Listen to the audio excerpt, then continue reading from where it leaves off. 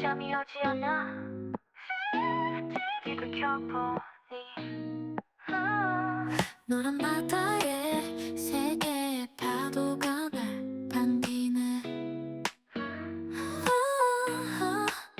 별이 빛나는 밤에 당신은 더욱 빛나네.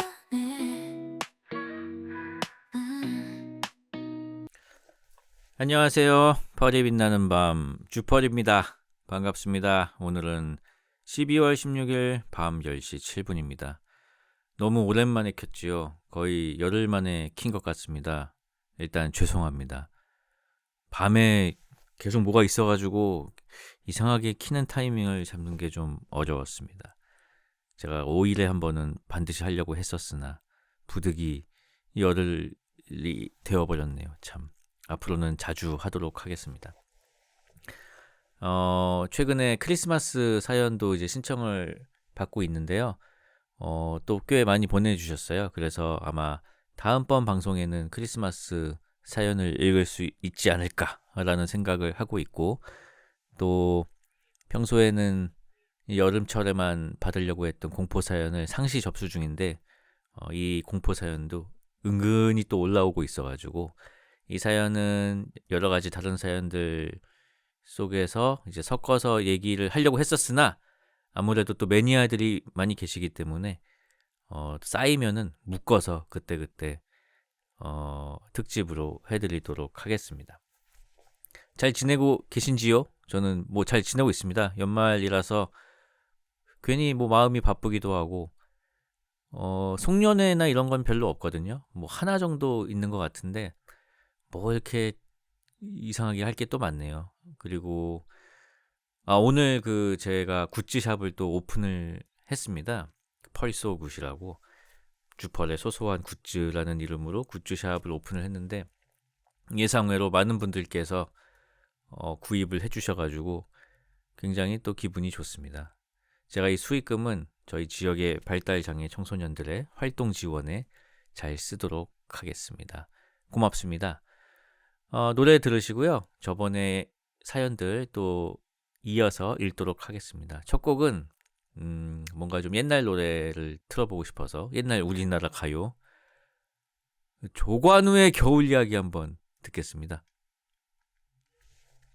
조관우의 겨울 이야기였습니다. 첫 곡은 어렸을 때 엄마 차에서 들었던 곡으로 기억이 납니다. 엄마 차 뒷자리에서 갑자기 생각이 나서 한번 틀어봤습니다. 크리스마스 노래가 뭐가 있을까 생각을 해보다가 아까 채팅창에도 왠지 남편이 선곡할 것 같은 노래라고 하셨는데요. 딱 그 느낌을 원했습니다. 자, 오늘 첫 번째 사연 읽도록 하겠습니다. 오늘 사연은 11월 10일 사연입니다. 아주 많이 밀렸죠. 자, 펄밤의 다양한 모습으로 살아가는 사람들의 이야기를 듣기만 하다가 마음 깊이 묻어두어 먼지 쌓인 짝사랑 이야기를 살포시 꺼내보고 싶어서 글을 적습니다. 저의 이름은 최펄미라고 하겠습니다. 20대 초반 첫 취업을 하여 작은 회사에 들어가 회사 생활이라고는 아무것도 모르던 저는 사수였던 그를 만나게 되었습니다. 처음 하는 회사 생활이니 긴장도 많이 되고 허둥지둥 되기만 하던 저는 실수도 많이 해서 모르는 것은 사수에게 많이 물어볼 수밖에 없었죠. 그런 저에게 그는 업무에 대해 알려주면서도 노골적으로 귀찮아하거나 틱틱거리는 모습을 보여주어서 사회 초년생인 저에게 불편감을 느끼게 하며 그렇게 그의 첫 인상은 최악이었습니다. 하지만 어느 날부터인가 능숙하게 일을 처리해 나가는 선배의 모습에 점점 반해버렸던 것일까요? 어느샌가 그가 제 마음에 들어와 있었습니다. 문제를 척척 처리하는 업무 능력, 늠름해 보이는 어깨, 그에게서 은은하게 풍겨오는 캘빈 클라인 향수 냄새, 그 밖에 여러 사소한 것들이 저의 눈과 마음에 새겨지기 시작하더군요. 하지만 이제껏 남자라고는 알지 못하는 연애 쪼렙이었던 저는 그런 마음을 간직하기만 할 뿐 그에게 전할 생각은 하지도 못하고 있었습니다. 그러던 어느 날 그에게 여자친구가 생겼다는 말을 듣고는 나의 짝사랑을 고이 접어두어야겠구나 하며 속으로 눈물을 흘렸지요. 그렇게 조금 시간이 흘러 짝사랑에 마음 찢으며 2번 눈물을 흘린 사건이 일어나는데요. 때는 회사 야유회를 가게 된 어느 봄날 1박 2일 펜션을 빌려 근교 여행을 가게 되었는데요. 직원의 가족들도 데리고 올 수 있던 자리였습니다. 사장님도 사모님과 아이들과 함께 오시고 다른 직원들도 각자 가족과 함께 왔지요. 그런데 그 자리에 그가 자기 여자친구를 데리고 온 게 아니겠어요? 그의 여자친구를 본 저는 마음이 참 많이 무너졌습니다. 왜냐고요? 수영 강사라던 그녀는 키도 크고 몸매도 좋고 얼굴도 예쁘더라고요. 저는 키가 152cm로 작고 통통한 편이었거든요. 비교가 되면서 내 모습이 얼마나 작아지던지. 문제는 그것만이 아니었습니다. 저는 여기서 진짜 하늘이 무심하다고 느꼈습니다. 그녀와의 이름과 저의 이름이 같은 이름이었다는 거. 저의 이름은 최펄미, 그녀의 이름은 박펄미. 저의 이름이 그렇게 흔한 이름이 아닌데도 불구하고 같은 이름이라니요. 그의 입에서 분명 나의 이름을 부르고 있는데 그녀를 향하는 그의 눈 얼마나 야속하던지요. 펄미야 하고 부르기에 예? 하고 대답했더니 아니 너 말고 라고 하던 그의 입술. 그때 얼마나 무안하고 민망하고 작아지기만 하던지. 저의 이런 마음을 모르고 둘이서 얼마나 꽁냥거리던지. 야유회 내내 지옥 같은 시간을 보내고 서울에 도착해 집으로 향하는 택시 뒷자리에서 참 많이도 울었습니다. 그렇게 저의 짝사랑은 끝이 났습니다. 길에서 바람에 실려오는 은은한 캘빈 클라인 향수 냄새를 맡으면 그의 얼굴이 문득 떠올라 머리를 도리질하며 떨쳐내고 싶어 안간힘을 쓰던 때가 있더랬지요. 시간이 많이 흐른 지금은 풋 하고 웃음 나는 풋풋하게만 느껴지는 나의 짝사랑 이야기였습니다. 신청곡은 그대와 춤을 부탁드립니다. 추운 날씨 모두 감기 조심하시고 따뜻한 사랑 많이 나누시길 이라는 사연이었습니다. 이름이 같았군요. 좋아하는 분의 여자친구와. 이럴 수가. 심지어 흔한 이름도 아닌데 말이죠. 펄미야. 아니 너 말고. 이거 참 마음이 아프셨겠습니다. 자, 신청해 주신 이소라의 그대와 춤을 듣도록 하겠습니다. 이소라의 그대와 춤을 이었습니다. 다음 사연 읽어드리겠습니다. 펄밤은요. 그 유튜브에 올라오는 버전은 음악이 다 잘려 있지요. 치지직에서 들으시면 다시 보기로 음악이 다 살아 있습니다. 다만 치지직에서는 다시 보기가 2달간 유지가 되니까요. 그 이전 방송은 뭐 음악까지 들을 순 없지만 어쨌든 음악까지 온전히 즐기시고 싶으면 치지직 다시 보기도 괜찮습니다. 자, 다음 사연 읽어드리겠습니다. 안녕하세요, 호민 작가님. 작가님의 오랜 팬입니다. 요즘은 펄밤을 틀어놓고 들으면서 일을 하는 게 일상인 만큼 아주 재미있게 잘 듣고 있습니다. 그러다 저도 한 번쯤은 사연을 보내고 싶은 마음에 얼마 전에 있던 일을 적어봅니다. 빼빼로데이를 이틀 앞둔 주말, 저는 여자친구와의 데이트를 위해 약속 장소에 가서 여자친구를 기다리고 있었습니다. 시간이 조금 지난 후 멀리서부터 아주 해맑게 웃으며 뛰어오는 여자친구를 발견하니 저 또한 미소가 절로 피어났습니다. 그런데 여자친구의 손에는 웬 박스가 들려져 있었고 마침내 만나서 확인을 해보니 빼빼로가 종류별로 들어있는 박스였습니다. 하지만 저는 이제 사귄 지 꽤 오랜 시간이 되어서 빼빼로데이 정도는 서로 챙기지 않고 넘어가는 날이라고 생각했고 그저 몸뚱아리만 이끌고 온 상태였습니다.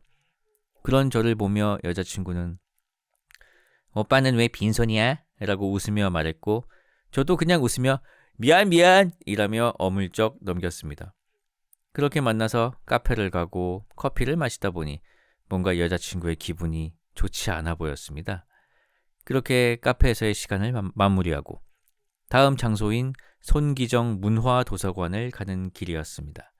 저와 여자친구는 이 장소를 좋아하여 제법 자주 가서 책을 읽곤 하는데 이번에는 읽을 책을 여자친구가 가져온다고 했습니다. 그렇게 그곳으로 올라가는 길에 여자친구는 나는 이렇게 오빠가 읽을 책도 챙겨오고 빼빼로도 챙겨왔는데 라는 말을 하였고 저는 차마 그 말에 대꾸를 하지 못했습니다. 뭔가 단단히 잘못되고 있는 것만 같았고 그렇게 도서관에 도착하여 자리를 잡고 여자친구가 챙겨온 두 책, 여자친구가 가져온 책은 채식주의자와 물고기는 존재하지 않는다였습니다.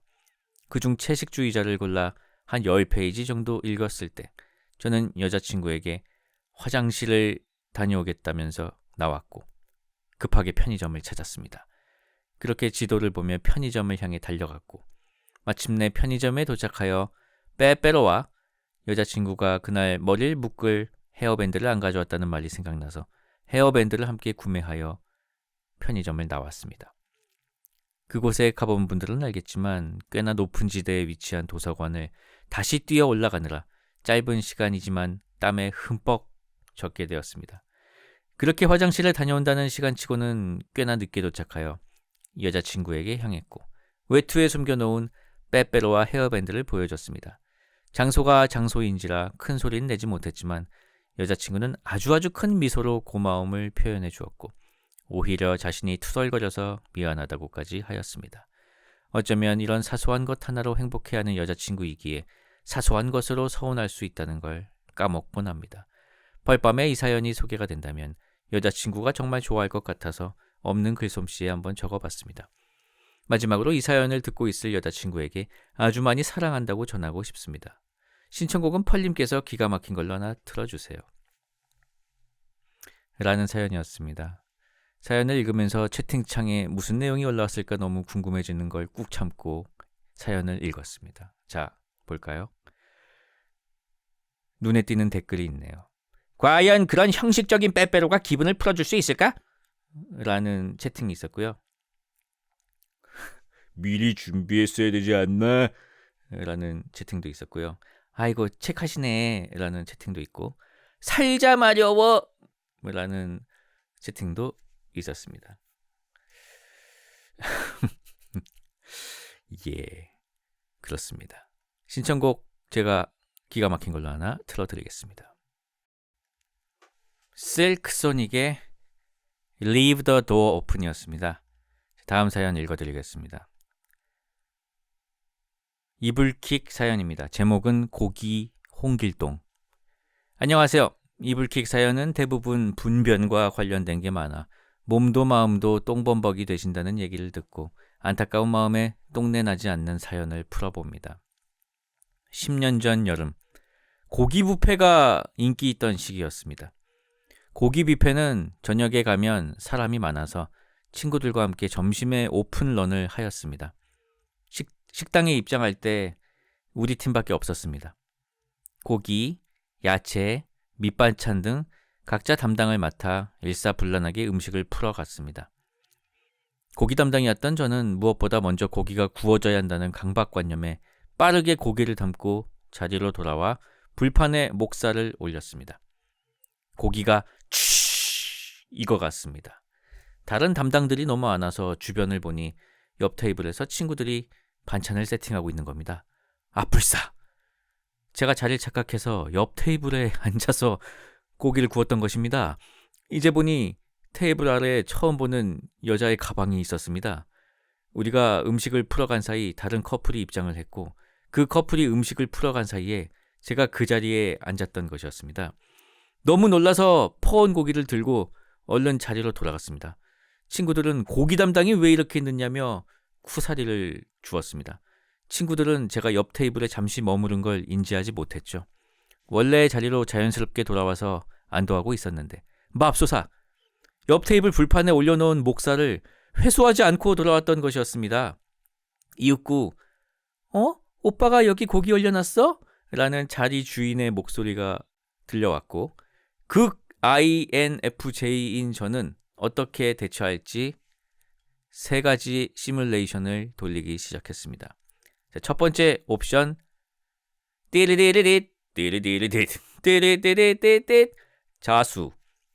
오빠가 여기 고기 올려놨어? 라고 했을 때 다가가서 제가 자리를 착각하여 잘못 올려놨습니다. 고기를 회수하는 것을 깜빡했군요. 죄송합니다. 고기는 가져가겠습니다.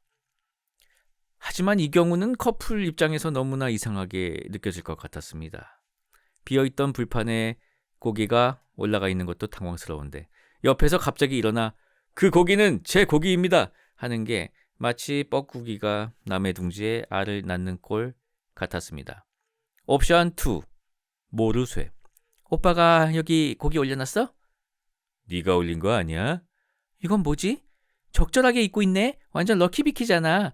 제가 왜 이렇게 생각했는지 모르겠습니다. 아마 너무 다급했던 나머지 행복회로가 과부하되어서 고장난 결론을 낸 것 같습니다. 상황은 당연히 제가 생각한 대로 흘러가지 않았고 커플은 결국 사장님을 불렀습니다. 사장님에게 왜 자신들의 테이블에 고기가 올라가 있냐고 물었지만 사장님은 알 턱이 없었죠. 당시 가게에 그 커플과 우리밖에 없었던 터라 사장님은 우리에게 혹시 옆 테이블에 고기가 왜 올려져 있는지 아시냐고 물어보셨습니다. 저는 다시 시뮬레이션을 돌리기 시작했습니다. 혹시 사장님이 말씀하십니다. 혹시 옆 테이블에 아무도 올려놓지 않은 고기가 올려져 있는데 어찌된 영문인지 아십니까? 사실 제 고기입니다. 죄송합니다. 왜 고기를 여기 올려놓으신 겁니까? 왜 진작 말하지 않은 거죠? 저는 해명할 자신이 없었습니다. 이때 진실을 알 리가 없는 친구들은 모르는 일이라고 사장님께 말씀드렸고 커플은 화가 나서 사장님께 CCTV를 확인해 보자고 했습니다. 저는 등골이 오싹해졌습니다. 진작 자수를 했어야 했는데 절도는 아닌데 남의 테이블에 고기를 올려놓고 자취를 감췄을 뿐. 홍길동이나 호랑이 형님도 몰래 고기를 놓고 가잖아. 그 와중에 이걸 다행이라고 해야 될지. 오픈한 지 얼마 되지 않아 아직 CCTV가 작동이 안 된다더군요. 결국 커플은 찝찝해서 먹을 수가 없다며 성난 채 그냥 가버렸습니다. 친구들은 의문의 고기 출연에 대하여 열띤 토론을 하였지만 사건은 미궁 속으로 빠져들었습니다. 저는 사장님과 커플에 대한 미안함, 떳떳하지 못한 행동에 대한 부끄러움, 친구들이 모르게 진실을 혼자만 알고 있다는 쾌감 등 다양한 감정의 소용돌이에 휩쓸려 눈앞에 고기를 해치워 나갔습니다. 커플분과 사장님께서 이 사연을 듣고 계신다면 사과의 말씀을 드립니다. 다 쓰고 보니 이불킥보다는 하남자 또는 빌런 사연에 가깝다는 생각이 드네요. 다음부터는 제가 두고 온 것이 누군가에게 선물이 되기를 기원하며 멜로망스의 선물 시청합니다. 아니, 예, 알겠습니다. 멜로망스의 선물. 멜로망스의 선물이었습니다. 제 다음 사연 읽어드리겠습니다. 안녕하세요. 펄디, 저는 30대 한국 사람입니다. 때는 14년 전, 제가 갓 20살 대학 신입생 시절 이야기입니다. 남중남고를 나와서 휴대폰에는 어머니 번호뿐인 쭈구리였습니다. 여자 앞에만 서면 어버버버 하는 모태솔로, 그게 바로 저였습니다. 대학교의 낭만을 생각하고 입학하였지만 실상은 학교, 집, 한 학기만 하고 바로 군대에 가야겠다고 다짐을 했었죠. 하지만 3월 중순 어느 강의실, 저는 자리에 앉아 조용히 교수님이 들어오길 기다리고 있었습니다. 하지만 들어오라는 교수님은 들어오지 않고 긴 생머리에 눈이 큰 예쁜 여자가 들어오는 게 아니겠습니까? 원피스에 나오는 니코 로빈을 닮았다고 생각했습니다. 저는 첫눈에 반해버렸습니다. 같은 강의실에 있는 모든 남학생들도 저와 같은 마음일 정도로 아름다운 학생이었죠. 실로 경쟁이 심했습니다. 같은 과 동기, 복학생, 다른 과 학생들도 모두 그녀를 흠모하고 있다는 소식을 전해 들었습니다. 몇몇 학생들은 고백을 했다가 까이기도 했었죠. 저는 더욱더 용기가 없어졌습니다. 말 한마디 붙이지도 못했죠. 아예 기회가 없었습니다. 그녀 주변은 항상 사람들이 많았고 전 항상 혼자 다녔거든요. 그렇게 시간은 흘렀고 꽃샘 추위의 어느 흐린 날, 전 우산을 챙겨 학교에 가고 있었습니다. 버스를 타고 가는 사이에 봄비가 내리기 시작했습니다. 버스에서 내려서 학교로 조용히 걸어가는데 제 눈앞에 그녀가 우산 없이 걸어가고 있는 게 아닌가요? 미친! 용기를 내야 했습니다. 심장이 터질 것만 같았죠. 기회가 오고 말았습니다. 용기를 내서 그녀에게 우산을 씌워주며 강의실까지 같이 가자고 말했습니다. 그녀는 살짝 놀라했지만 고맙다고 웃으며 말해줬습니다. 그 웃는 모습이 너무 예뻤습니다. 결론은 걸어가면서 전 인사 말고는 아무것도 하지 못했습니다. 번호도 묻지 못했죠. 너무 긴장했고 할 말이 도저히 생각나지 않았더랬죠. 너무 어색했습니다. 그렇게 그녀를 바래다 주고 돌아오면서 전 스스로 자책했습니다. 그 후 전 오전 강의를 들었고 무념무상으로 다시 집에 가기 위해 버스 정류장으로 걸어가고 있었습니다. 하지만 그날은 저의 인생 중 역대급 운수 좋은 날이었던 걸까요? 버스 정류장에 그녀가 혼자 앉아 있는 겁니다. 자연스럽게 눈이 마주쳤습니다. 호미가 저에게 물었습니다. 너 몇 번 타? 나? 제가 어버버버 하는 사이 마침 버스가 왔고 그녀는 버스에 타려고 준비를 했습니다. 나 이거 타! 하고 전 말해버렸습니다. 저도 모르게 말이죠. 저희 집과는 정반대의 방향인 버스를 타고 말았습니다.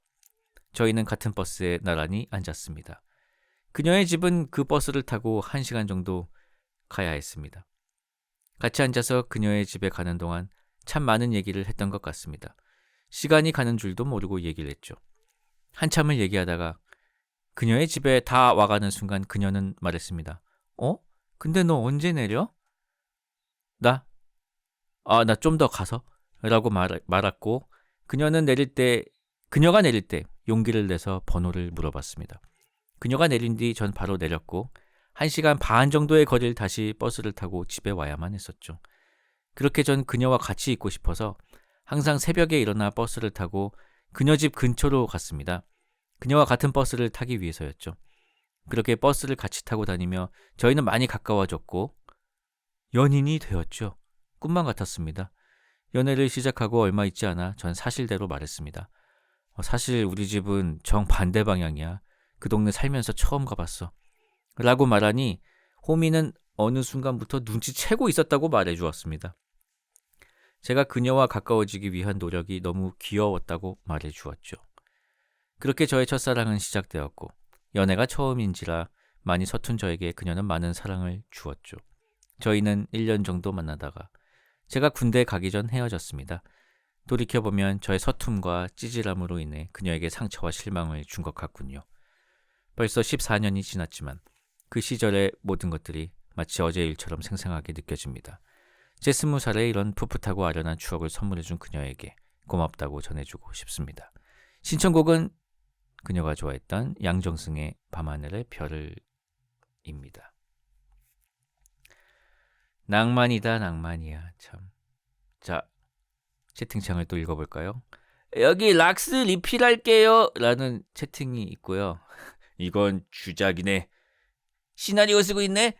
뭐 이런 반응들도 있네요. 노래 듣겠습니다. KCM과 노누가 피처링한 밤하늘의 별을이었습니다. 다음 사연 읽어드리겠습니다. 안녕하세요. 저는 쭈펄 애청자 서울에 사는 한 여학생입니다.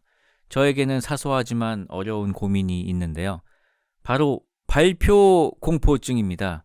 평소 내성적인 편이기는 하나 사람들과 대화하는 것에 있어서 주저함은 없는 편이고 재미있는 사람 이미지에 욕심도 있어서 나서서 말하는 것도 좋아하는 편입니다. 그런데 정말 유독 발표만 하러 강의실 앞에 서면 손이 떨려서 마이크를 잡을 수가 없고 눈앞이 흐려져서 대본도 잘 못 읽어요. 목소리가 너무 떨려서 발표가 중단된 적도 있었고요. 저는 준비를 하는 편이라 준비하는 것에 있어서 부족함 없이 하려고 최선을 다하고 있습니다. 그럼에도 말만 시작하면 숨이 턱 막히는 것 같아요. 주변에서는 아직 경험이 많이 없어서 그런 거라고 위로하지만 아무리 시뮬레이션을 혼자 돌려보고 연습해도 나아지지 않습니다. 마이크 안 쓰고도 말해보고 연기 연습하는 거라고 가스라이팅도 해보지만 전혀 달라지는 게 없어요. 사소한 고민이지만 이것 때문에 청심환도 자주 먹고 스트레스도 이만저만이 아니라 고민하다가 들으면 마음이 편해지는 펄밤에 남겨봅니다. 펄님의 팁이나 위로 다 좋을 것 같아요. 항상 잘 듣고 있습니다. 감사합니다. 야, 이건 어려운 거예요.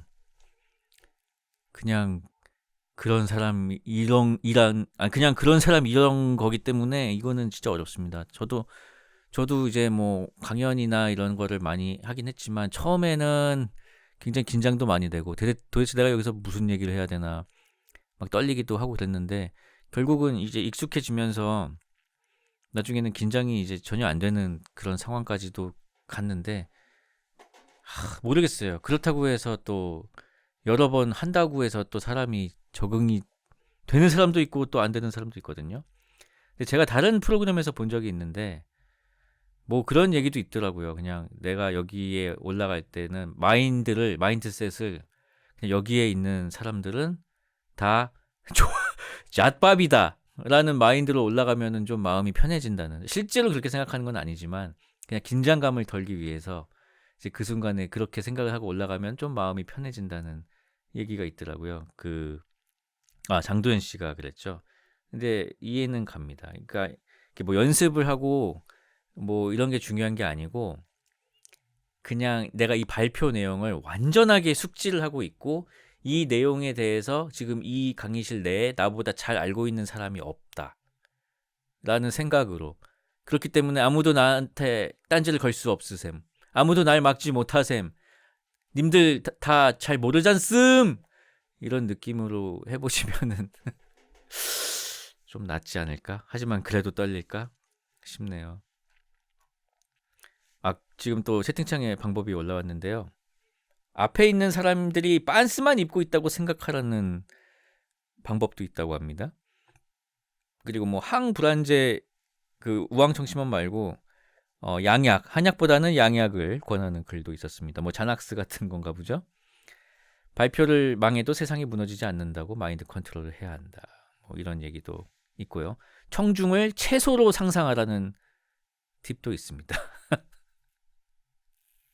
멀리 쳐다봐라. 편도체의 안정을 검색해서 보시면 도움이 될 것이다. 등등등 여러 의견이 있습니다. 저는 사실 뭐 해결보다도 이게 어떤 느낌인지 알 것 같기 때문에 그냥 위로의 말씀을 드리겠습니다. 자, 다음 사연 읽어드리겠습니다. 안녕하세요, 펄디. 항상 조용히 듣기만 하던 펄떡이입니다. 오늘은 특별함 없는 잔잔히 흐르는 강물처럼 평범한 인생을 살아온 저에게 갑자기 찾아온 그 사람에 대해 써보려 합니다. 어릴 적 저는 저체중이었고 말은 제가 걱정이 되신 부모님은 한의원에 가서 한약을 달여서 먹이셨다고 하셨습니다. 한약을 먹인 뒤로는 햄버거에 고기를 빼고 먹던 애가 갑자기 고기를 찾고 군것질을 하며 급격히 살이 쪘고 그때부터 불어난 살은 8살 이후로는 단 한 번도 정상 체중으로 내려가지 않았습니다. 그래도 최소한의 관리로 뚱뚱하지는 않은 통통한 체격을 유지해 오고 있었는데 이야기는 여기서부터 시작이 됩니다. 때는 고등학교 3학년 겨울. 대학에 합격한 저는 앞으로 찾아올 핑크빛 캠퍼스 라이프를 위해 다이어트를 결심하였고 곧바로 헬스장으로 향합니다. 대학에 입학하고 꿈꾸던 핑크빛 캠퍼스 라이프를 즐기기 위해서는 다이어트가 꼭 필요하다고 생각했고 굳게 결심한 저는 한 번에 헬스장 1년권을 끊어서 헬스장에 다니기 시작했습니다. 하지만 PT도 없이 맨 땅에 헤딩으로 운동을 하던 제 의지는 그리 길게 가지 않았고 이윽고 저는 이 기구 깔짝 저 기구 깔짝 하며 운동하는 소위 깔짝충이 되어버리고 말았습니다. 그 당시 헬스장과 집은 거리가 좀 있었는데 헬스장 가는 길에 놓인 어묵과 호떡에 참을 수 없는 유혹에 지나가다가 한 번씩 사 먹기도 하면서 저의 다이어트는 멀어져만 갔습니다. 그래도 1년권 끊어둔 게 아까워서 꼬박꼬박 잘 가기는 갔었답니다. 그렇게 다이어트 아닌 다이어트를 이어가던 중 어느 날 만나게 되었습니다. 그는 저와 비슷하거나 조금 더 큰 정도의 키에 매우 육중한 몸을 가진 저와 같은 깔짝 시간 때우기 충이었습니다. 보통 저는 저녁을 맛있게 먹기 위해서 오후 4시쯤 헬스장으로 가 1시간 깔짝 운동하고 꺼진 배를 저녁밥으로 신명나게 채우곤 했는데요. 언제부턴가 저와 비슷한 시간에 같은 시간을 운동하고 집으로 가는 그가 눈에 띄었고 저와 같은 깔짝충이어서였을까요? 가장 사람이 적은 시간대에 몇 없는 사람 중 눈에 띄는 풍채를 한 그는 더 눈에 잘 들어왔습니다. 저는 운동이 끝나면 땀을 별로 흘리지 않았더라도 샤워는 꼭 하고 갔었는데 사건은 여기서 발생합니다. 같은 시간에 운동을 끝내고 샤워장으로 들어온 그의 손에는 수건이 2장 들려 있었습니다. 간혹 있거든요. 하나는 머리를, 하나는 몸을 닦는 용으로 수건을 2개 쓰는 분들. 저는 별로 대수롭지 않게 여기며 샤워를 끝내고 몸을 닦고 있었는데 비슷하게 샤워를 끝낸 그는 가져온 수건 1장으로는 머리를 닦고 나머지 수건으로는 마치 채찍을 휘두르듯 몸을 때려가며 물기를 닦는 것이 아니겠습니까? 그렇습니다. 이 사연은 괴이인 사연입니다. 사실 저는 공중 화장실에 옆 사람이 손에 물기를 털며 저에게 물을 튀기는 것도 무척 싫어하는 사람이거든요. 몸을 닦은 수건을 휘두르며 물기를 튀기는 그는 당황함과 함께 저의 불쾌감 수치를 한껏 끌어올려 주었습니다. 순간 짜증이 밀려와 뭐라 한마디 하려다가 말고는 화를 참으며 그냥 집으로 갔습니다. 그 이후로는 어쩌다 같은 시간에 그와 운동하고 샤워장에서 샤워하는 날이면 한결같이 수건을 휘두르며 몸을 닦는 그를 보게 되었습니다. 그를 매일 보는 것은 아니었기 때문에 가끔 그 광경을 목격해도 그때만 참고 넘어가곤 했습니다. 그러던 어느 날 여느 때와 같이 운동을 끝내고 샤워장으로 가 씻기 시작했고 저의 뒤를 곧 따라 들어온 그의 손에는 수건이 3장 들려 있었습니다. 뭐지? 왜 오늘은 3장이지? 궁금해하던 저의 의문은 곧 풀렸습니다. 그렇습니다. 그는 수건 1장으로는 똑같이 머리를 말리고는 나머지 2장으로는 마치 이소룡의 쌍절곤을 연상시키듯 수건을 휘두르며 몸을 닦았습니다. 그 충격적인 광경을 목격한 뒤 저는 속으로 그를 샤워장 조로남이라고 불렀고 그 뒤로 헬스장은 조금 더 다니다가 학교에 입학해 왕복 4시간이 걸리는 통학이 힘들어 더 이상 나가지 않게 되었습니다. 4년이 다 돼가는 일인데 아직까지도 기억이 나네요. 그때 다이어트는 실패했었지만 그 후로 군대에서 14kg 넘게 체중 감량에 성공하며 지금은 다행히 정상 체중인 사람이 되었네요. 그 조로남도 지금은 다이어트에 성공했는지 문득 궁금해지는 밤입니다. 추신. 참고로 제가 좋아하는 만화 캐릭터는 원피스의 조로입니다. 그래서 저희 집 강아지 이름도 조로예요. 신청곡은 저의 어릴 적 추억이며 아직도 현재 진행형인 원피스 1기 엔딩곡인 신지 나를 너에게 신청합니다. 라는 사연이었습니다. 조로는 쾌걸조로라고 90년대 대중 목욕탕에 가면 아저씨들이 수건으로 라이브를 탈탈 털고 그러는 게 일상이었는디 라는 채팅이 또 올라왔습니다. 그랬습니까? 본 것 같기도 하고. 신지의 나를 너에게였습니다. 원피스에 이런 좋은 곡이 또 있었군요. 저는 그 오프닝 곡밖에 몰랐었는데 참 좋네요. 자, 다음 사연 읽어드리겠습니다. 다음 사연은 괴인 사연입니다. 안녕하세요, 펄디. 저는 군대에서 만난 괴인을 소개하고 싶어 사연 남깁니다. 내용이 조금 길어서 거두절미하고 바로 시작하겠습니다. 제가 상병이었을 때 중대 인사행정병으로 복무하고 있었습니다. 어느 날 2등병 펄떡이가 눈물 콧물을 쏟으며 꺼이꺼이 울며 행정반으로 들어왔습니다. 다들 무슨 일인가 싶어서 살피기 시작했고 저는 당시에 감정이 메말라 있던 업무 기계였기 때문에 그냥 제 일을 하고 있었습니다. 우는 이유를 들어보니 펄떡이 친구의 부모님이자 고등학교 은사님이 면회를 오다가 교통사고가 나서 사망하였다는 연락을 받았다는 것이었습니다. 아직 100일도 되지 않은 이등병이었는데 장례식 참석을 위해 휴가를 나가야 하는 상황인 듯 했습니다. 이에 행보관님은 청원 휴가 규정을 알아보고 청원 휴가 사유가 안 되면 100일 휴가를 앞당겨 사용하도록 조치하라고 하였습니다. 저는 청원 휴가 규정을 알아보기 귀찮아서 100일 휴가를 앞당기는 방법을 사용했습니다. 100일 휴가를 앞당겨 사용하려면 특정 사유가 있고 증명할 수 있으면 사용 가능했고 저는 펄떡이에게 은사님과 친구의 간단한 정보와 장례식장 위치 등을 수집하고 간단한 사유서를 작성하게 했습니다. 그러던 중 추리소설을 즐겨 읽던 사람으로서, 중학교 시절 탐정단을 꾸렸던 사람으로서 이등병의 증언에 문득 이상한 점들이 보였습니다. 역전재판처럼 읽어주세요.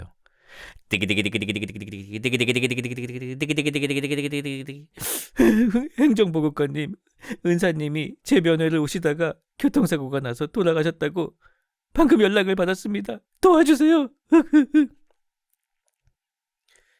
면회를 오시다가라고요? 오늘은 수요일입니다. 면회는 토요일, 일요일만 가능한데 수요일에 면회를 오고 있었다고요? 미리 오시던 게 아닐까요? 면회를 사흘이나 미리 출발하는 게 어디 있습니까? 여긴 한국입니다. 미국 대륙 횡단 하시는 줄 아십니까? 그리고 방금 연락받았습니다라고 하셨는데 당신이 행정반으로 들어오던 시각이 오후 4시였습니다. 일과 시간에 외부에서 연락을 어떻게 받았다는 겁니까? 설마 전날 저녁에 연락을 받았는데 눈물이 나기까지 22시간이 걸렸다는 것입니까? 제가 지연했다는 증거가 있습니까? 제가 방금 장례식장에 전화해서 물어봤습니다. 당신의 은사님의 장례식은 없었습니다. 당신 친구에게도 전화해 보았더니 당신이 친구에게 거짓 증언을 부탁했다고 실토했습니다. 양말이 벗겨지며 이등병은 KO 당했습니다. 그렇습니다. 휴가 나가려고 친구랑 입을 맞춰 연기를 했던 것입니다. 100일도 안 된 이등병이 말이죠. 이등병은 그 즉시 바로 행정보급관님실로 압송이 되어 정신교육을 받기 시작했고 저는 아직도 풀리지 않은 수수께끼가 있다고 생각이 되어 그 이등병의 이력을 확인해 보았습니다. 그 친구는 인사행정병인 저와 간부식당 관리관이 함께 뽑았던 병사인데 간부식당에서 요리를 할 수 있는 병사가 필요하여 호텔 조리학과 출신의 각종 요리 관련 자격증과 수상 경력이 있던 그 친구를 뽑았던 것입니다. 저는 그 친구의 학교에 전화를 해서 그 친구가 재학 중인지도 확인해 보았고 충격적이게도 재학 중인 학교를 포함하여 수상 이력 등 모든 것이 거짓이었습니다. 훈련소에서 자격증 사본을 받아서 확인하는 것으로 알고 있는데 어떻게 이런 일이 벌어졌는지 모르겠습니다. 어쨌든 저는 정신교육을 하다가 잠시 쉬고 계시던 행정보급관님께 이 사실을 알려 공격력 업 만화 풀회복 버프를 드렸고 행정보급관님은 2차 정신교육을 시전하셨고 뒤늦게 도착한 간부식당 관리관과 2대1 태그 매치를 시전하셨습니다. 그 이후 이 이등병은 관심병사가 되었고 수시로 멍을 때리는가 하면 생활관 동료들의 물건을 훔쳐 자기 건물대에 넣어놓는 등 온갖 기행을 펼치기 시작했고 하지만 간부 및 동료 병사들은 저 새끼 또 수작 부린다며 아무도 신뢰를 주지 않았습니다. 제가 한참 먼저 전역하였기 때문에 그 친구가 그 이후에 어떻게 생활했는지는 잘 모르겠으나 사회에 나와서는 정신 차리고 잘 살았으면 좋겠습니다. 만 사실은 관심이 없습니다. 저는 이등병 시절 어리버리 어리둥절 두뇌 회전이 거의 멈춰 있었는데 아니 어떻게 그 친구는 자대 배치 후 한 달도 안 되어서 그런 연기를 할 수 있었을까요? 아니 입대 전부터 학교와 수상 경력을 속이고 들어올 생각을 하다니 참 대단하다는 생각이 새삼 드는군요. 신청곡은 얼마 전에 카페에서 공부하며 팝송을 랜덤으로 듣다가 분위기가 특이한 힙합 곡을 발견하였는데요. 펄디께 소개하고 싶어서 신청합니다. 소울셰프의 Write This Down 신청합니다. 그 영화가 생각이 났어요. 그 뭐죠 그거? Catch Me If You Can. 그거 계속 막 속이잖아요. 자기 신원 막 세탁하고. 근데 그런 거 치고는 이제 얻은 게 너무 없네요. 이 사람은. 아니 휴가는 언젠가는 결국 나가게 되는 건데 아니 그리고 조리병을 하고 싶어서 뭐 경력을 속인 것 같은데 아유 저는 너무 힘들어 보이던데요. 조리병 그 휴일도 없고 참 모르겠습니다. 뭘 원하고 이렇게 한 건지 가끔 이런 사람들이 있긴 하죠. 결국은 걸린다는 거. 자, 소울셰프의 Write This Down 들어보겠습니다. 소울셰프의 Write This Down이었습니다. 트럼펫 소리가 아주 인상적이군요. 자, 다음 사연 읽겠습니다. 안녕하시렵니까, 펄디. 매일 펄이 빛나는 밤이 유튜브에 업로드되길 목 빠지게 기다리는 펄떡이입니다. 먼저 펄밤 덕분에 행복한 하루를 보내고 있고 펄디께 감사하다는 인사를 드리고 싶습니다. 펄밤 평생 들어야 하니까 펄디 무병장수하고 항상 행복하십시오. 제 고민은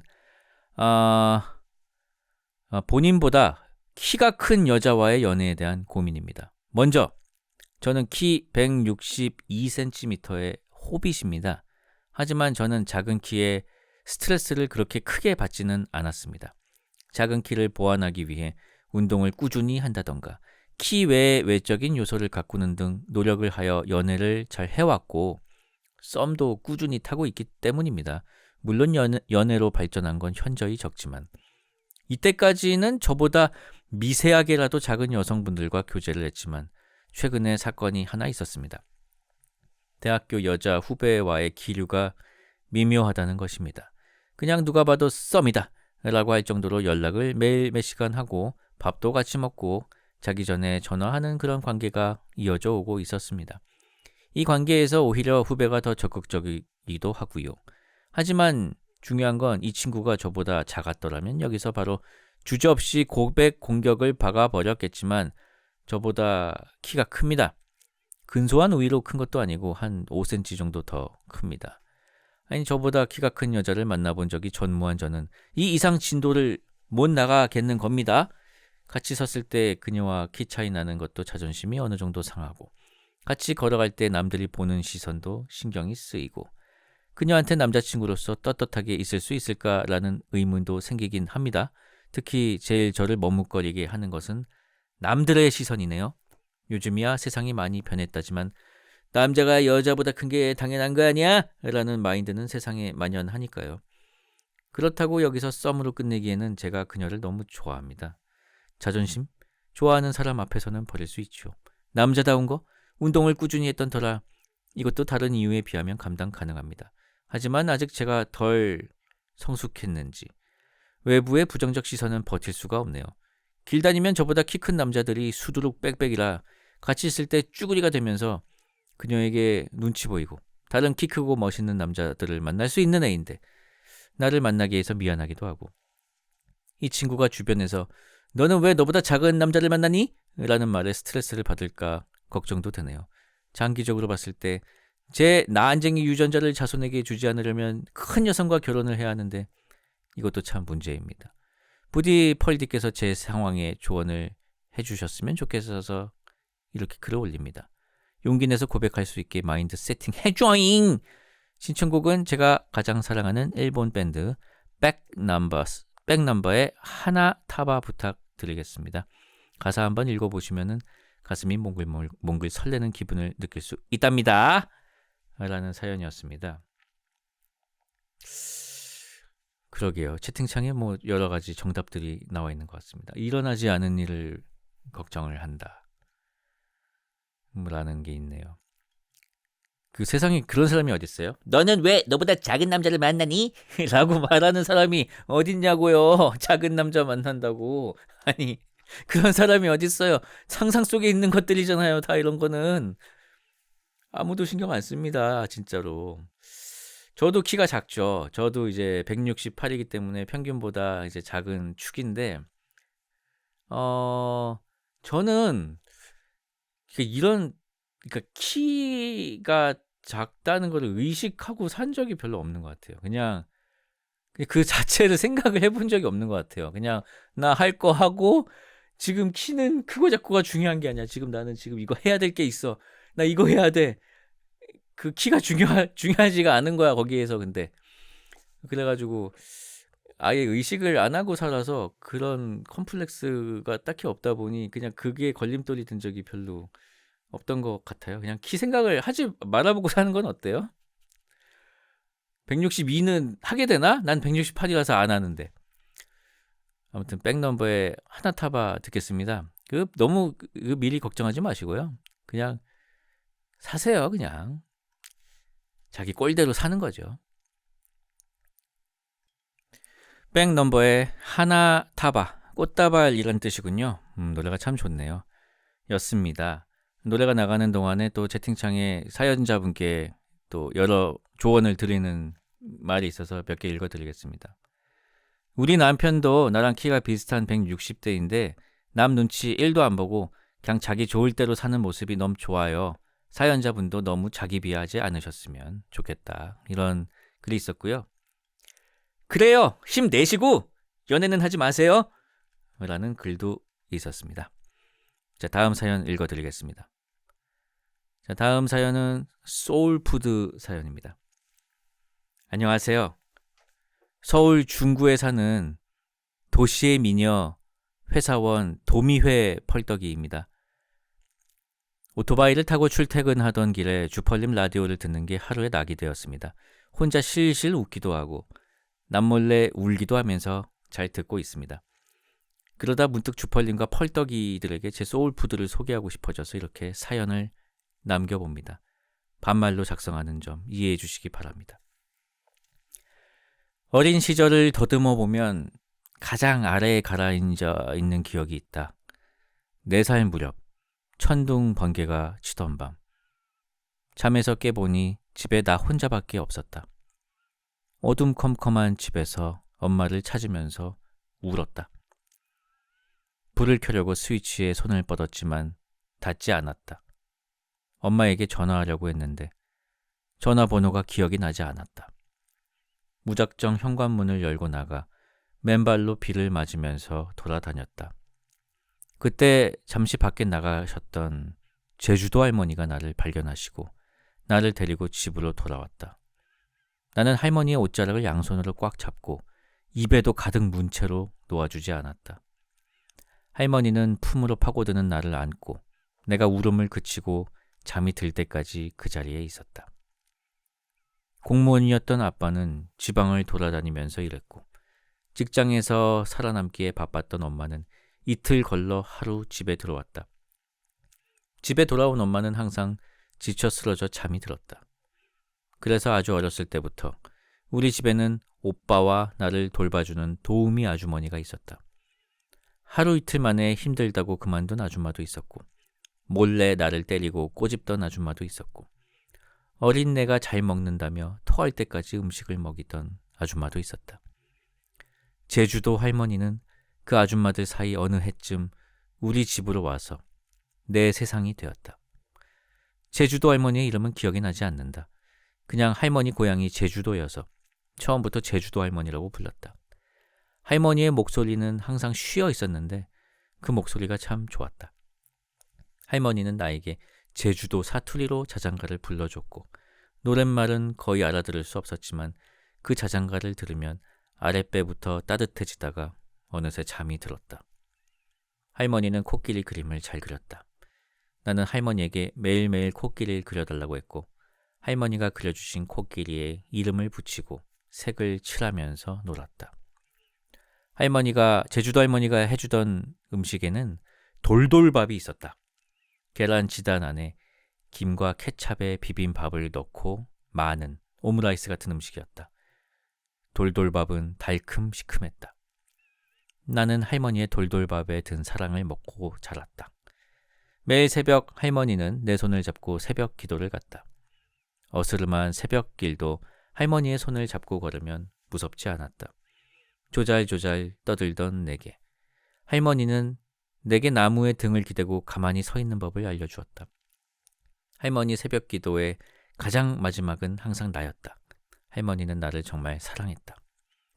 아빠는 거의 집에 없었고 집에 오면 엄마랑 싸웠다. 아빠와 엄마가 싸우면 할머니는 나를 피아노 방으로 데리고 들어가 싸움이 끝날 때까지 나를 안아주었다. 엄마 아빠가 비운 집에선 오빠가 매일 나를 때렸다. 집에 온 엄마 아빠에게 오빠가 나를 때렸다고 이르면 엄마는 피곤하다고 둘 다 시끄럽다고 네가 오빠한테 개긴 게 잘못이라고 했다. 아빠는 오빠와 나를 강제로 화해시키고 서로 껴안으라고 했다.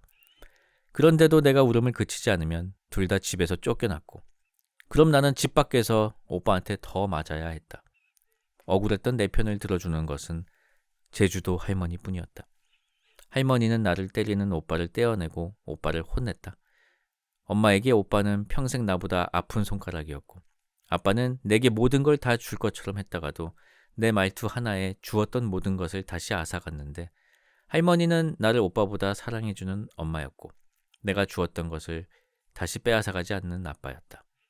제주도 할머니는 내가 그냥 그저 그런 나여도 괜찮다고 말해주는 나의 유일한 가족이었다. 할머니는 향수병 때문에 내가 초등학교 5학년에 올라갈 때쯤 제주도로 돌아가셨다.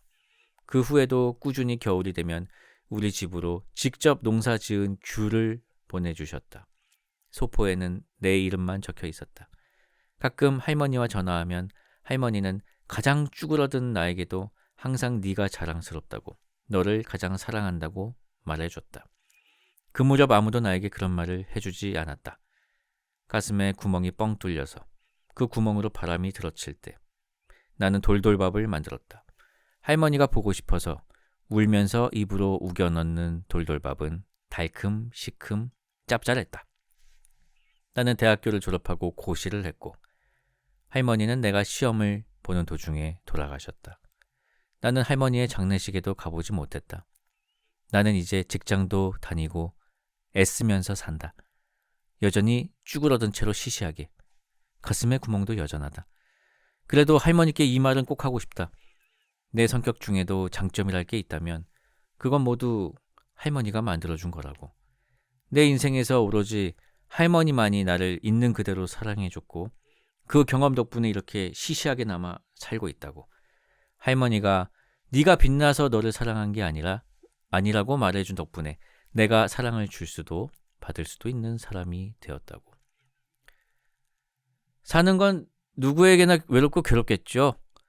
그래도 단 한 번이라도 나로서 사랑받아 본 경험이 있다면 그 경험을 쥐고 꿋꿋이 살아가길 바랍니다.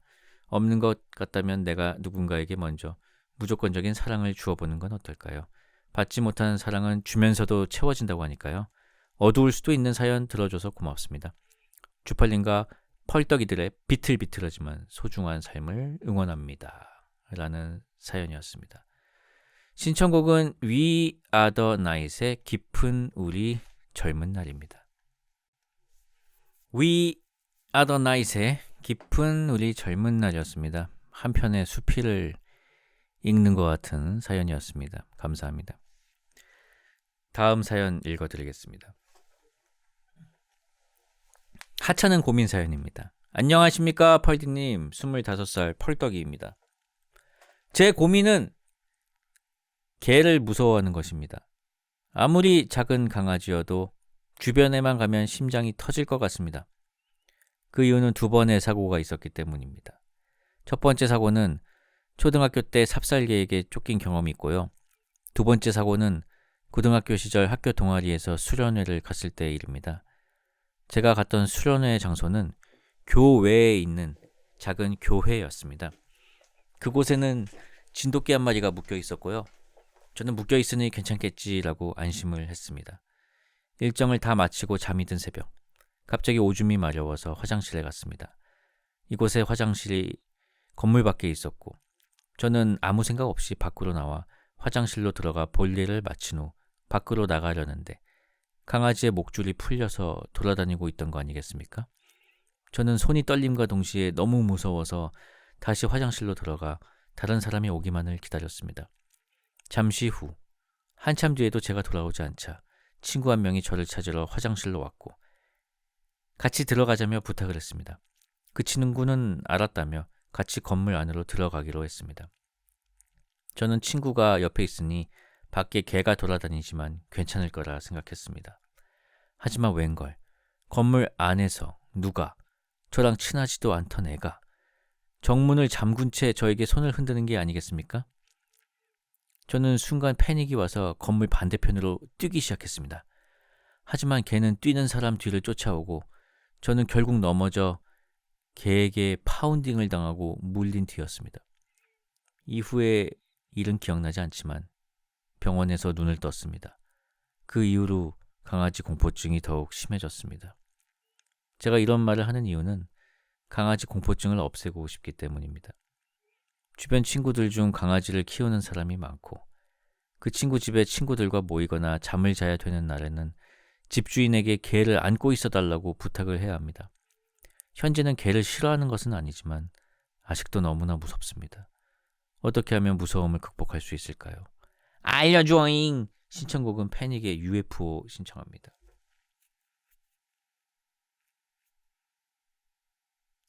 이게 없어집니까? 이 정도인데? 아니 이런 기억이 있는데 이게 없어질 수가 있습니까? 좀 어렵지 않을까요? 아니 개한테 공격당해서 정신까지 잃을 정도면은 너무 큰 기억인데요, 이거는. 이걸 어떻게 없앱니까? 하지만 극복은 하고 싶으신 거겠죠. 개 공포증이 생각보다 많은 사람에게 있다고 합니다. 전체 미국 인구의 5%가 개 공포증을 가지고 있고요. 공포증을 호소하면서 정신과를 찾는 환자들의 36%가량이 개 공포증을 가지고 있다는 조사 결과도 있네요. 그리고 소화기 때 공포증이 생겼다면 성인이 돼도 지속되는 경우가 많다고 합니다. 근데 여기서 제가 기사를 찾아봤는데 인내심을 가지고 천천히 다가갈 수 있도록 기다려야 한다는 뭐 그런 원론적인 얘기네요. 개랑 무작정 접점을 많이 만든다고 해서 좋아지는 것도 아니고요. 모든 개가 그렇지 않다는 걸 이해할 때까지 기다리는 게 좋다. 좀 순한 개들이 있는 뭐 애견 카페나 이런 데를 가보시는 건 어렵겠죠, 그래도? 한 마리도 어려운데 개들이 막 우글우글. 근데 거기 있는 개들은 되게 성격이 좋긴 좋더라고요. 저도 몇 번 가봤는데. 이건 참 어려운 문제인 것 같습니다.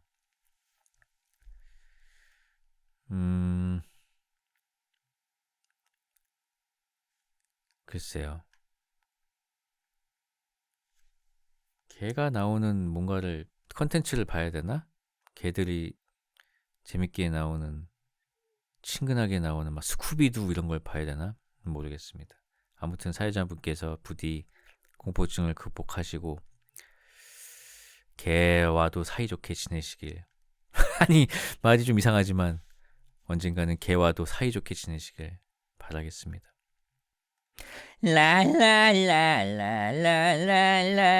이 저의 노래방 최애곡이었는데 패닉의 UFO였습니다.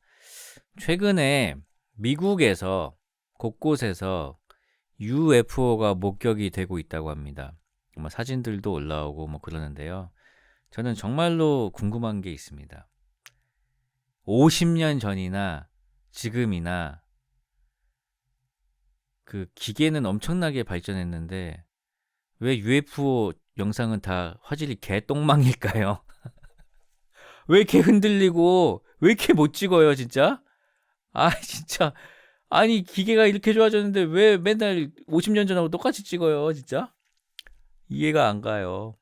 좀 제대로 좀 깨끗하게 좀 찍은 거 좀 보고 싶어요. 근데 이번에 발견된 UFO는 좀 이상해요. 드론 같이 생겼는데 양쪽에 날개가 있잖아요. 근데 한쪽에는 초록불이 들어오고 한쪽엔 빨간불이 들어오는 거예요. 번갈아 가면서. 너무 사람이 만든 것 같지 않아요? 아니 빨간색 초록색이 깜빡깜빡 번갈아 가면서 그게 외계인이 그럴 것 같지가 않은데 좀 저는 이번 영상은 좀 이상했습니다. 너무 드론이라고요? 그런 것 같기도 하고요. 다음 사연 읽어드리겠습니다.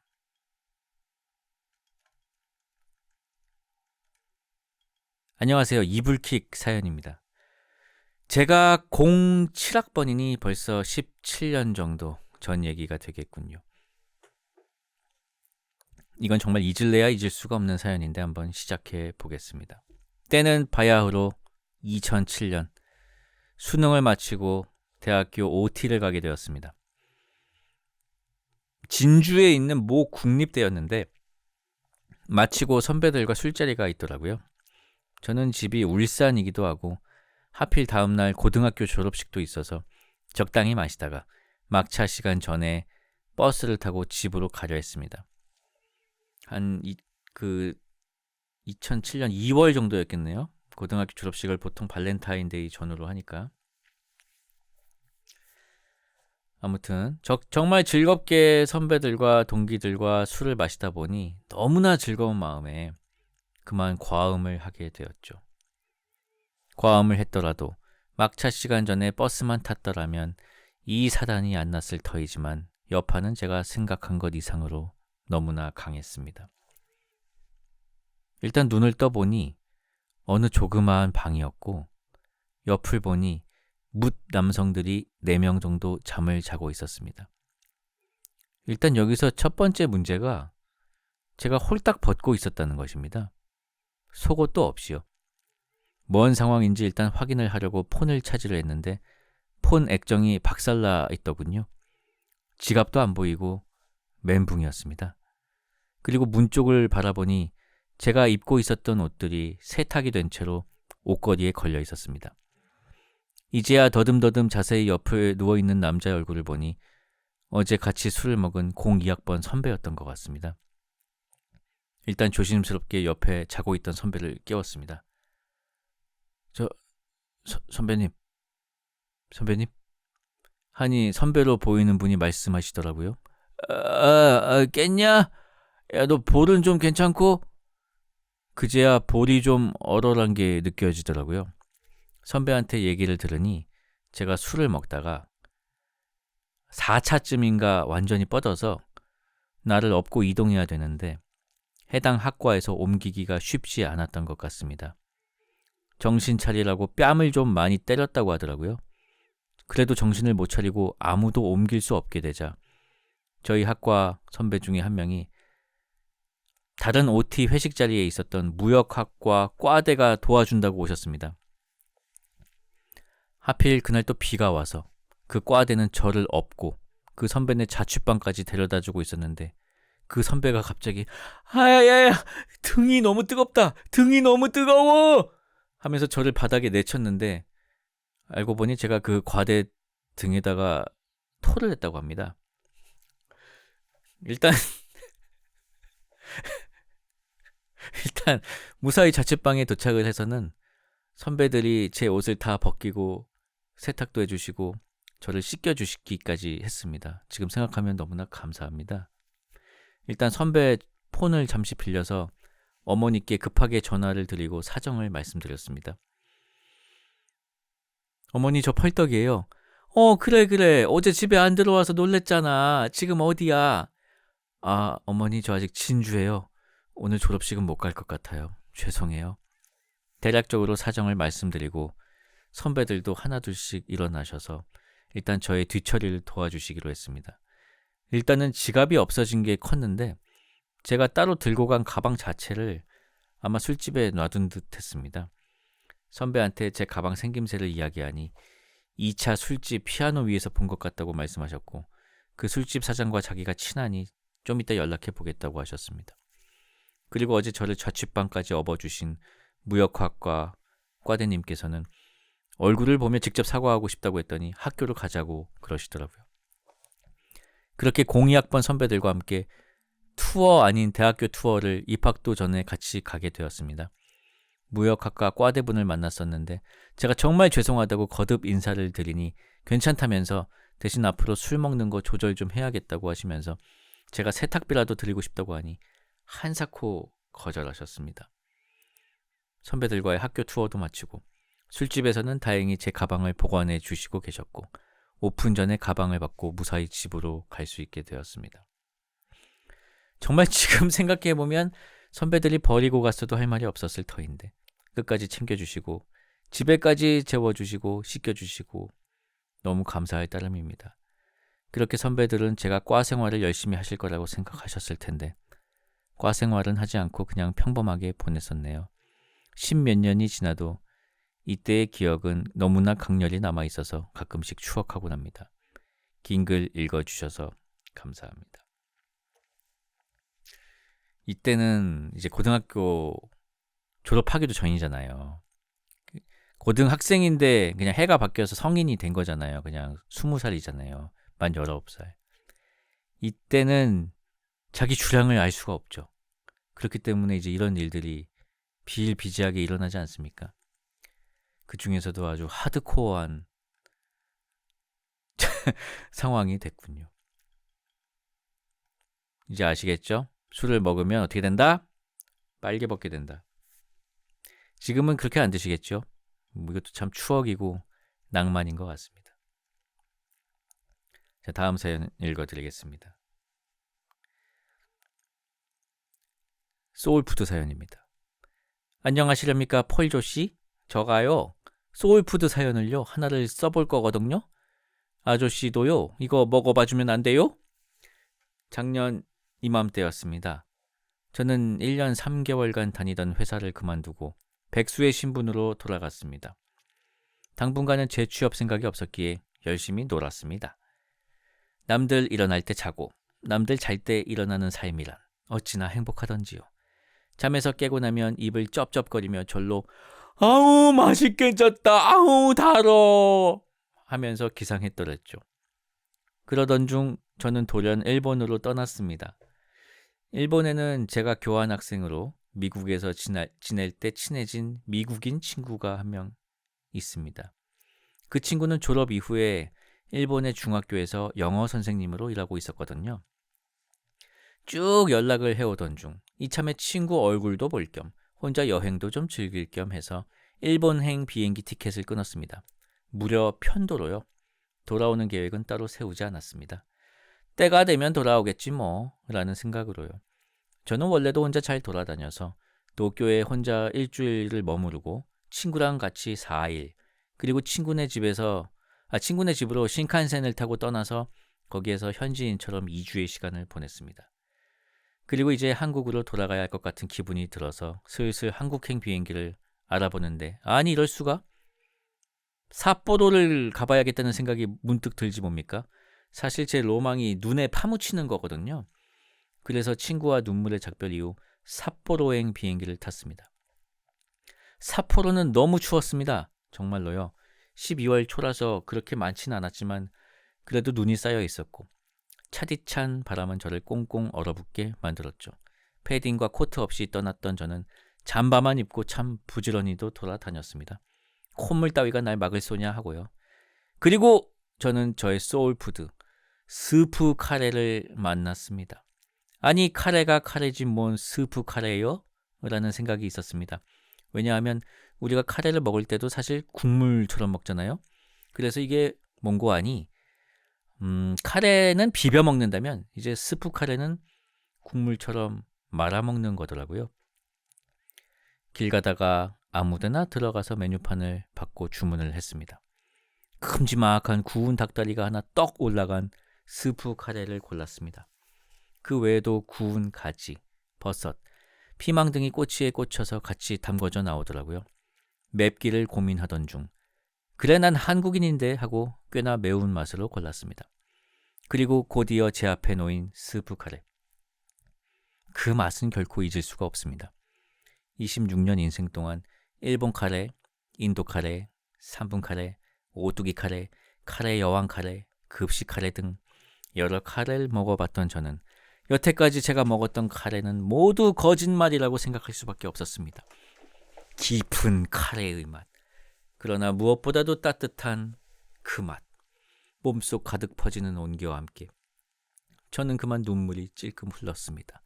는 뻥이고 후루룩 짭짭 순식간에 그릇의 바닥을 보고 말았습니다. 따뜻한 스프 카레 덕분에 어느새 붉어진 볼도 원래 색을 되찾아가고 얼어붙었던 손도 발도 금세 감각이 돌아왔습니다. 그 다음날 또 스프 카레를 먹어야겠다는 생각이 들었고 저는 더 맛있게 음식을 즐기고자 눈을 맞으며 추운 삿포로 거리를 벌벌 떨면서 돌아다녔고 또다시 스프 카레를 통해 따뜻해지는 제 몸을 느꼈답니다. 한국인이 많이 가는 스땡땡 카레집과 삿포로 대학교 옆에 있는 모 스프 카레집도 가봤지만 제 입맛에는 제게 첫 경험을 선사해준 그 식당이 최고더군요. 삿포로를 떠나며 한국에서도 이 맛을 즐겨보고자 스프 카레 원액이 들은 밀키트를 사왔지만 집에서는 어쩐지 제가 느꼈던 맛에 반의 반도 느끼지 못해 좌절을 느낄 수밖에 없었습니다. 스프카레 하나만 바라보고 이번 겨울에 북해도행 비행기 티켓을 끊어야 하나 고민 중에 있습니다. 펄조 씨의 스프카레 쿡방 보고 싶네요. 사이렌 울려줘잉. 올겨울 스프카레 한 사발 어떠세요? 신청곡은 겨울하면 생각나는 바로 이 노래. 히치하이커의 엉뚱한 상상 부탁드립니다. 아우, 사연을 읽으면서 입에 침이 고이네요. 얼마나 맛있을까요? 특히 추운 날 먹으면 또 이런 게 기가 막히지 않습니까? 요즘 우리나라도 추운데. 그 상호도 좀 적어주시지 그러셨습니까? 그 맛집 추천 탭이 있단 말입니다. 저희 카페에 취미 게시판에 그 있어요. 아무튼 있으니까 거기 올려주세요. 누군간 가겠죠. 자, 노래 틀어드리겠습니다. 히치하이커 진우의 엉뚱한 상상이었습니다. 아니 중간에 일기예보 같은 건 뭐였죠? 그 시절 센스가 너무 향수를 자극합니다. 잘 들었고요. 자, 오늘 준비한 사연은 여기까지였습니다. 11월 12일 사연까지 다 읽었고요. 아직도 한 달 넘게 밀려있네요. 정말 죄송합니다. 제가 좀 더 벌밤 횟수를 늘려서 빨리빨리 전해드릴 수 있도록 하겠습니다. 일단 다음 벌밤 예고를 드리면은 아마 뭐 20일경이 될 것 같은데요. 그때는 크리스마스 특집, 크리스마스 사연들을 읽어드리겠습니다. 지금도 사연 계속 받고 있으니까요. 크리스마스와 관련된 사연이 있으면 사연과 신청곡 게시판에 올려주시고요. 공포 사연도 계속 받고 있으니 또 특집을 준비 중입니다. 항상 사연 보내주셔서 감사합니다. 고맙습니다. 자, 오늘 펄이 빛나는 밤은 여기까지였고요. 좋은 밤 되시길 바라겠습니다. 끝곡은 어디 보자. 뭐를 틀어드릴까?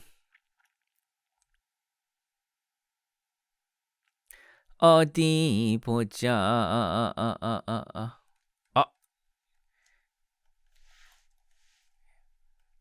오랜만에 생각이 난 곡이 있습니다. 로맨틱 소울 오케스트라의 오늘 밤이라는 곡 들으시면서 저는 인사드리도록 하겠습니다. 좋은 밤 되세요.